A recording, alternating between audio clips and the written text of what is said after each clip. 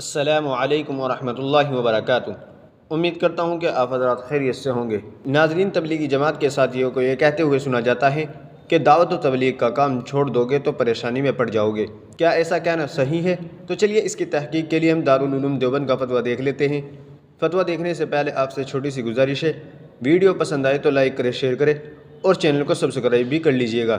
تو چلیے فتویٰ دیکھ لیتے ہیں۔ چنانچہ کسی سائن نے دارالعلوم دیوبند سے سوال کیا ہے، تبلیغی جماعت کے کچھ ساتھی کہتے ہیں کہ تم دعوت و تبلیغ کا کام چھوڑ دو گے تو پریشانی میں مبتلا ہو جاؤ گے۔ تو میں جاننا چاہتا ہوں کیا یہ بات صحیح ہے یا نہیں۔ تو چلیے دیکھتے ہیں دارالعلوم دیوبند نے اس کا کیا جواب دیا ہے۔ بسم اللہ الرحمن الرحیم۔ دعوت و تبلیغ کی مروجہ شکل فرض یا واجب نہیں ہے۔ اگر کوئی شخص خاص ترتیب اور نظام کو اختیار نہیں کرتا ہے تو اس میں کوئی گناہ کی بات نہیں ہے کہ اس کی وجہ سے پریشانی میں مبتلا ہونے کی بات کی جائے۔